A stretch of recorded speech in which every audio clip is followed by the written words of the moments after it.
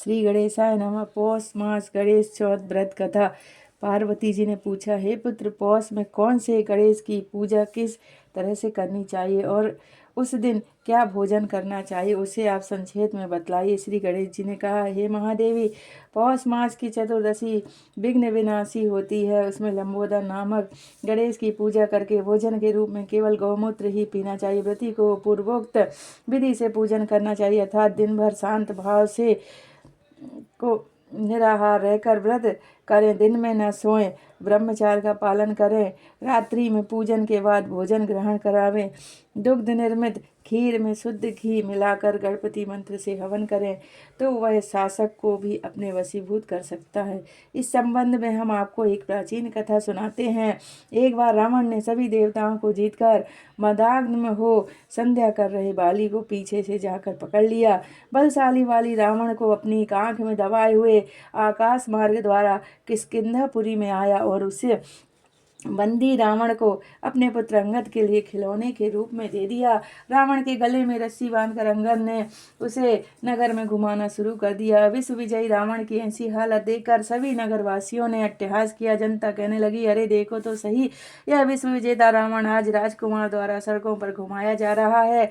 पूर्ववासियों की बात से रावण बहुत ही लज्जित होकर सांसें लेने लगा। उसका दर्प चूर्ण हो गया। उसने अपने नाना पुलस्त्य मुनि का स्मरण किया। अपने नाती की दीन पुकार से मुनि को आश्चर्य हुआ कि उसके नाती की ऐसी दशा क्यों कर हुई। अत्यंत गर्व करने से देव, दानव, मनुष्य आदि सभी का पतन अवश्य भावी होता है। रावण के समीप आकर मुनि ने पूछा, तुमने मुझे क्यों याद किया? रावण ने कहा, हे नाना जी, देवताओं को जीतने के कारण गर्व करने से मेरी यह दुर्गति हुई है। मैंने संध्या करते हुए एक वानर राज को देखा।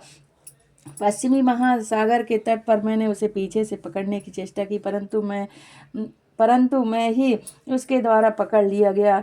मुझे उसने यहाँ लाकर गले में रस्सी बांधकर अपने लड़के को खेलने को दे दिया। इस दुर्गति को देखकर नगरवासी मेरी हंसी उड़ाते हैं।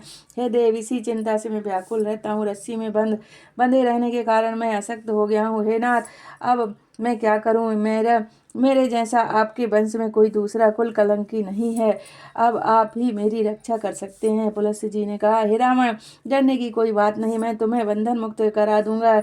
यह बाली देवराज इंद्र के वीर से उत्पन्न है और पराक्रम में तुमसे बढ़कर है। इसकी मृत्यु महाराज दशरथ के पुत्र श्री राम के हाथों होगी। हे राक्षस राज, यदि तुम बाली के बंधन से छूटना चाहते हो तो मेरी बात मानकर संकट नाशन गणेश जी का व्रत करो। प्राचीन काल में वृत्तासुर की हत्या के पश्चात स्वरूप इंद्र ने इस व्रत को किया था। अतः तुम भी इस संकट नाशक व्रत को करो तो बहुत ही शीघ्र तुम्हारा कलेश दूर होगा। इस प्रकार आदेश देकर महर्षि ब्रह्मऋषि वन में चले गए और इधर रावण ने व्रत का अनुष्ठान किया। हे देवी, इस व्रत के प्रभाव से रावण तत्काल ही बंधन मुक्त हो गया और सुखपूर्वक राज्य करने लगा। भगवान श्री कृष्ण कहते हैं, हे युधिष्ठिर, आप भी इस व्रत को कीजिए। इस व्रत के प्रभाव से समर में समस्त शत्रुओं को संहार करके आप अपने उत्तम राज्य को प्राप्त करेंगे। कृष्ण जी की बात सुनकर युधिष्ठिर ने विधि पूर्वक पौष कृष्ण चतुर्थी व्रत की और इस व्रत के प्रभाव से